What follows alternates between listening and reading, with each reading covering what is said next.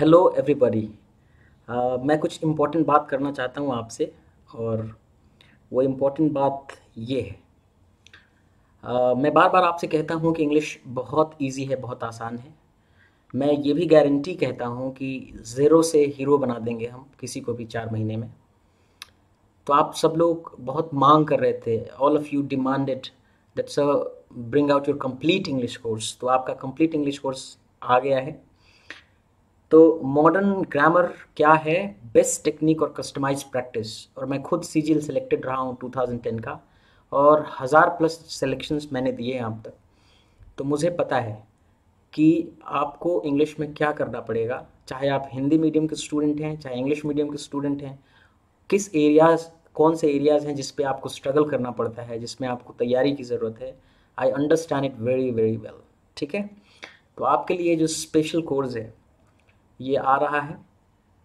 अब कब आ रहा है आप जानना चाहते हैं? ठीक है, थोड़ा सा होल्ड करिए, पहले मेरे बारे में भी जान लीजिए। श्रीकांत सिंह मेरा नाम है, सीजीएल टॉपर था 2010 का, और असिस्टेंट सेक्शन ऑफिसर यूपीएससी में मेरी पोस्टिंग थी। 4 साल मैंने नौकरी की। और 2009-10 में मैंने किताब लेखन किया एसएससी और बैंक पर इंग्लिश में। और वो किसी और के नाम से छपा था, अलग बात है। डायरेक्टर और चीफ मेंटर हूँ मैं द इंग्लिश सर्कल इलाहाबाद, एक कोचिंग इंस्टीट्यूट है मेरा। मैंने नौकरी छोड़ के उसको इस्टेब्लिश किया था यहाँ पे, और 4 सालों से पढ़ा रहा हूँ उस अपने कोचिंग इंस्टीट्यूट में। उसके पहले कहीं और पढ़ाता था। और मेरा टीचिंग एक्सपीरियंस तो वैसे 10 ईयर्स लिखा है मैंने, पर मैं 2003 से पढ़ा रहा हूँ। तो उस हिसाब से तो 17 ईयर्स का एक्सपीरियंस है। पर बेसिकली पूरी तरह से इंग्लिश को लेकर के जो एक डिवोशन होना चाहिए वो 10 ईयर्स से है। उसके पहले से भी वैसे मैं पढ़ाता रहा हूँ। 1000+ सिलेक्शंस हैं। और अगली बात जो आप जानना चाहते थे वो ये कि complete English paid course, become a master, उस्ताद बन जाइए, गेट फुल कॉन्फिडेंस। आप में से बहुत सारे लोग पहले कोर्स पढ़ चुके हैं, 140, 50, 60 करते हैं, पर 190+ करने का अभी कॉन्फिडेंस नहीं है। तो वो कॉन्फिडेंस लीजिए और स्कोर करिए टॉप मार्क्स, 200 आउट ऑफ 200 करिए। और ये सब मैं आपको बोल रहा हूँ पूरी तरह से ठोक के, एकदम दावा के साथ बोल रहा हूँ, विद ऑल द गारंटी, कि एक बार आप पढ़ लीजिए, इंग्लिश के उस्ताद हो जाएंगे आप, किसी और को पढ़ाना शुरू कर देंगे।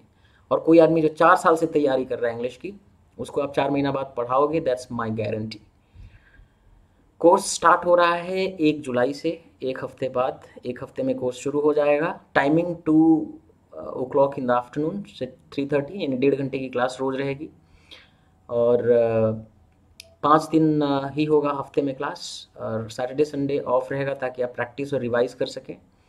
कोर्स फी बहुत ही अफोर्डेबल रखा गया है। कोरोना वायरस में बहुत लोगों के जॉब्स चले गए हैं, और बहुत सारे स्टूडेंट्स की जो समस्या है उसको समझ रहे हैं हम।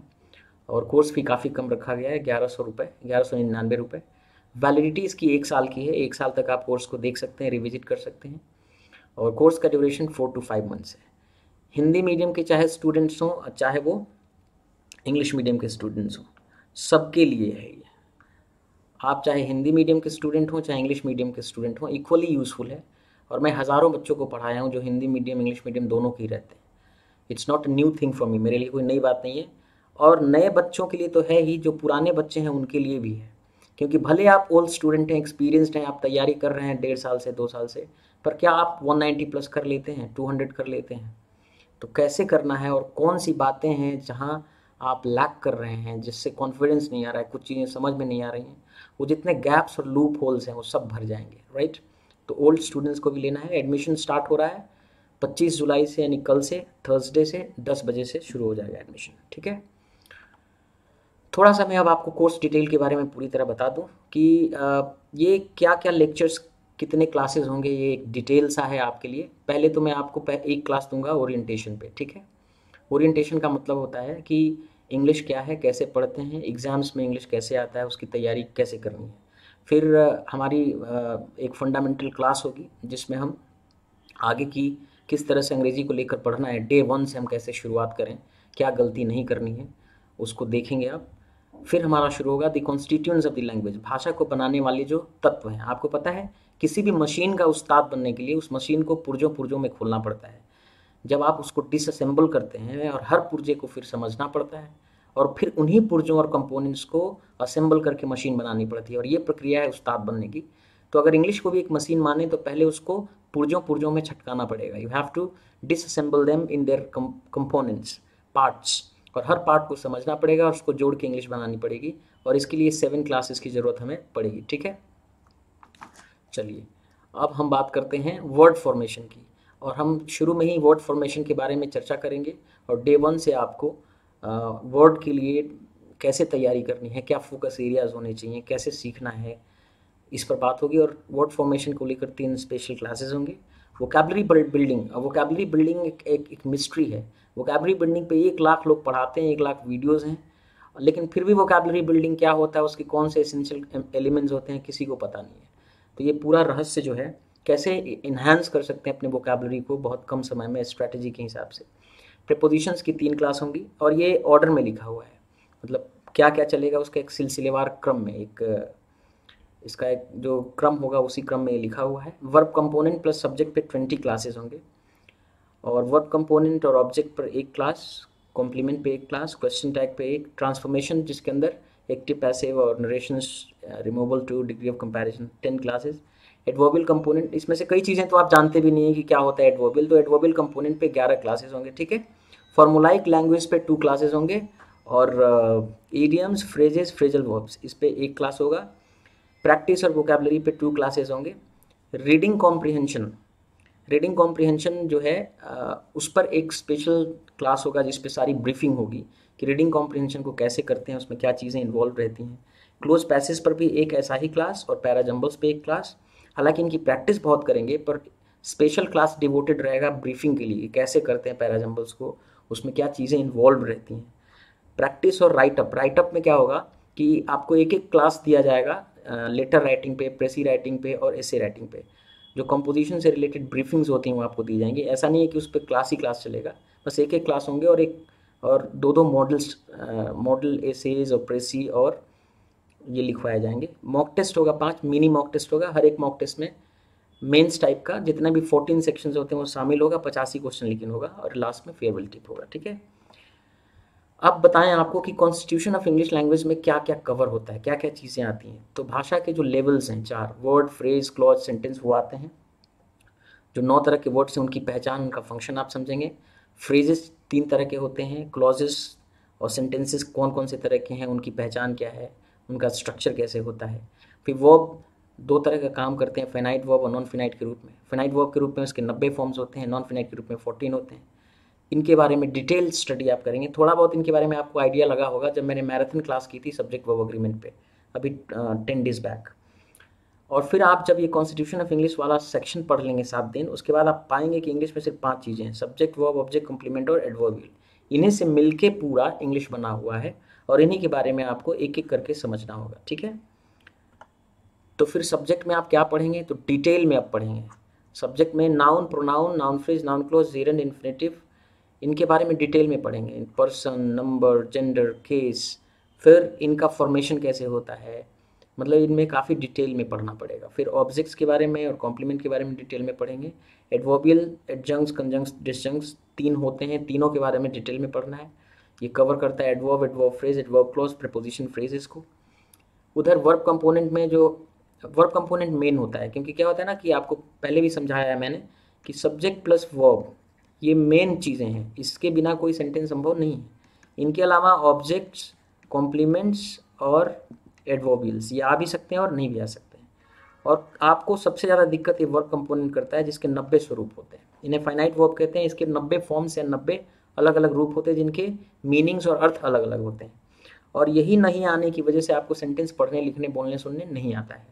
तो जिसको ये वर्ब कंपोनेंट यानी फाइनाइट वर्ब के 90 फॉर्म्स आ गए, उस सब्जेक्ट दिक्कत नहीं करेगा आपको। ऑब्जेक्ट, कॉम्प्लीमेंट, वर्बियल बोलने में, लिखने में, समझने में दिक्कत नहीं है। So the main complicacy comes when you deal with verb. और वर्ब के जो 90 स्वरूप हैं उनको जब सीख लेंगे तो पढ़ने, लिखने, बोलने, सुनने आ जाएगा। तो वर्ब कंपोनेंट में जितने भी 90 फॉर्म्स हैं सारे, जिसमें मॉडल्स भी, टेंसेस भी, सब्जंक्टिव, स्पेशल कंस्ट्रक्शन सब शामिल होंगे। एक बात याद रखिए, कंप्लीट इंग्लिश है। कंप्लीट का मतलब कि इसमें कुछ भी छूटना नहीं है। Everything will be covered exhaustively. ठीक है, अब कोर्स डिटेल के इसमें क्या क्या मिलने वाला है आपको, तो जितने भी लेक्चर्स होंगे उसके लाइव वीडियो तो मिलेंगे ही आपको 2 से 3:30 के बीच में। फिर वो वीडियो ऐप पर जो है स्टोर्ड रहेगा 1 साल तक, आप कितनी भी बार जाके देखो। जो लेक्चर्स होंगे उनके नोट्स आपको पीडीएफ फॉर्म में मिलेंगे, तो लिखने की आवश्यकता नहीं रहेगी इतनी। डेली प्रैक्टिस क्वेश्चंस तो हम लोग क्लास में भी करेंगे, टॉपिक वाइज भी प्रैक्टिस करेंगे, होम असाइनमेंट्स जो मैं दूंगा वो ताकि आप घर पे कर सकें, और सबके पीडीएफ फॉर्म्स मिलेंगे आपको। फिर ऐप पर 5-5 क्वेश्चन रोज डेली क्विज के रूप में रहेगा और टॉपिक वाइज होगा। जिस तरह हमारा टॉपिक प्रोग्रेस करता रहेगा, बढ़ता रहेगा, वैसे वैसे आपको डेली क्विज के क्वेश्चंस भी उसी तरह से रहेंगे। डाउट क्लियरिंग को लेकर के एक स्पेशल प्रोविज़न हम कुछ ऐसा करने वाले हैं, जैसे टेलीग्राम पे एक ग्रुप बनाने वाले हैं जितने भी पेड बैच के स्टूडेंट्स होंगे उनके लिए। वो जितने भी उनकी क्वेरीज होंगे वो क्वेरीज उस पर आप डाल सकते हैं। वो मैं नहीं देखूंगा, एक मॉडरेटर रहेगा। वो मॉडरेटर आपके सारे क्वेश्चंस को देखेगा और वो हमें उसमें से जो भी रिलेवेंट रहेंगे सबको मिला करके वो हमें कहेंगे, अगले दिन मैं उसको डाउट क्लियरिंग करूँगा। तो मैं डाउट क्लियरिंग हैंडल नहीं करूँगा, एक मॉडरेटर रहेगा, वो आपके क्वेश्चन सारे देखेगा और वो मुझे बताएंगे और मैं उस डाउट को क्लियर करूँगा। तो ये इम्पॉर्टेंट चीज़ है और इसकी महत्व को मैं समझता हूँ, इसलिए डाउट क्लियरिंग के लिए स्पेशल व्यवस्था रखी गई है। और इन प्रैक्टिस में, मॉक टेस्ट में बहुत चीज़ें जो होने वाली हैं, कुल मिला के 3000 क्वेश्चन कवर्ड होने वाले हैं। और मैं एक बात कहना चाहता हूँ कि 3000 क्वेश्चन कवर करने का मतलब अपने आप में एक प्रैक्टिस बैच भी हो गया। ये बहुत ही अजीब बात है। और 8000 वर्ड्स भी कवर होने वाले हैं, बड़ी हैरत की बात है। आप लोग सोचेंगे 8000 वर्ड्स, वो भी कंप्लीट इंग्लिश के साथ 4-5 महीने में कैसे? तो संभव इसलिए है क्योंकि हम लोग जो एडिटोरियल सेशन हमारा 8 बजे होता है उसको इंटीग्रेट करने वाले इस कोर्स के साथ, जो 1.5 घंटे 45-50 मिनट का सेशन होता है सुबह 8 बजे।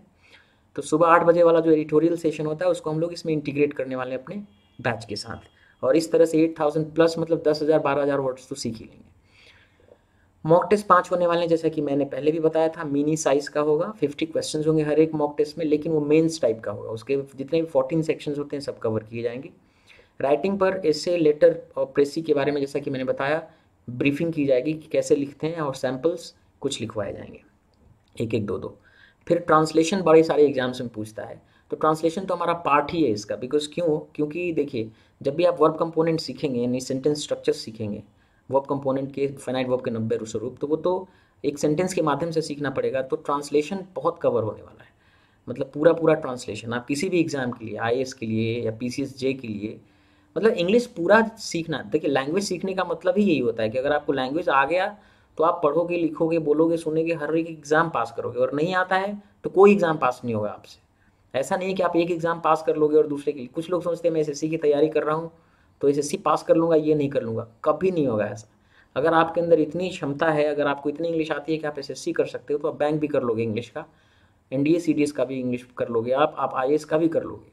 सबकी इंग्लिश एक है, जिसको इंग्लिश आ गया वो सब करेगा, जिसको नहीं आता है वो कोई एग्ज़ाम पास नहीं कर पाएगा। तो इंग्लिश सीखने का मतलब भाषा को कम्प्लीटली सीखना, ठीक है। और बहुत समय तो लेना नहीं है, 4-5 महीने का वक्त लेना है मैक्सिमम, ठीक है। ट्रांसफॉर्मेशन के अंदर क्या कवर हो रहा है? तो degree of comparison, removal of too, active voice, passive voice, direct speech, indirect speech, synthesis.